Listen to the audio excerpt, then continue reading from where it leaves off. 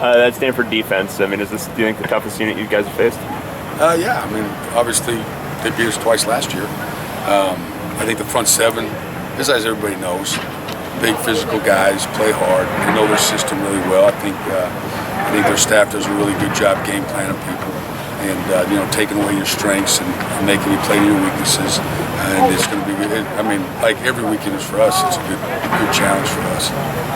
When you see like Washington and Utah have some success against that defense, do you incorporate any of what they're doing into your game plan? What I see is success to me is to win the football game, and I think Washington, Oregon, those guys always have really good offenses.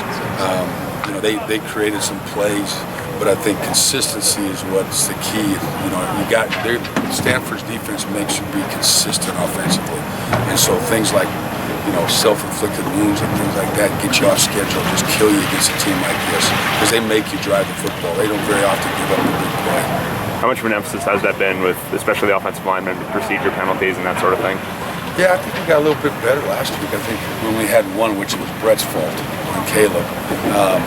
But procedure penalties. Well, my two guys on the right side, my two freshmen, they don't even know how to spell procedure yet.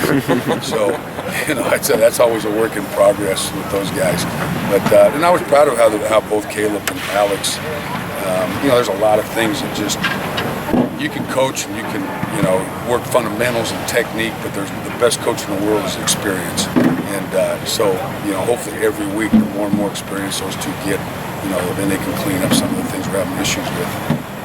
With Cal kind of making a commitment to stop the run last week, does that give you a better sense of what your options are if the box is stacked this week, maybe? Yeah, I mean, I was kind of happy. I know, I tell you what the fault was for us, and a lot of it falls on me. With kind of a couple of situations I gave our guys on third and short. The issue is just our third down percentage in the first half was horrendous. We're basically usually we're a top 5, top 10 third down team, and so we were like 2 for 8 or something. And that I don't care what you're running. If you're 2 for 8 on third down, it's hard to look good on offense. Yeah. And then I think the second half we came out and did a better job. We were like 5 for 7 or something like that. So, and I told the kids, and that's a key to these guys, right? Is that football situated Oregon, red zone and third down. I don't care how much in the old words of Steve Spurrier, all right? Anybody can move the ball between the 20s, all right? You got to put it in the end zone. And so we've got to have success on third down, and we've got to have success in the red zone. You said on Saturday night that your play calling was a little bit out of rhythm on third down. What would you have changed about that? Make the third downs. Puts me in rhythm. Yeah. Was it more of an execution thing, you think, or is it like a play calling, or is it like a mix of both? Of course, let's go with play calling. I'll take it. Yeah. I got to call better plays on third down. Yeah. No, it's just a miss here, a miss there, or 10 guys in offense, 10 guys doesn't do it right, and 1 guy does it wrong. It looks bad. Yeah. And and actually that's been one of our strengths this whole year. Has been our third down. We've been a really good third down team, and we just didn't do a very good job with it last Saturday. So that's something we got to clean up. Is there anything that Paul can do differently, especially if he ends up starting instead of Jordan in the run game? I don't think so. Paul does a good job, and I don't think any of that falls over on the running back.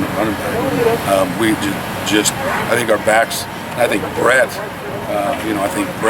We can be a little bit more down in distance, awareness by him on, hey, we only need 2. We don't need to go score a touchdown sometimes. How much more involved do you see Thomas Duarte being, especially in the next few weeks? I know he came in and talked to you about having a bigger role last week. He said that? Or maybe it was Taylor. He said Coach Mazzone, so I wasn't sure that was... Well, you might have said Taylor. They don't talk to me. I don't know why.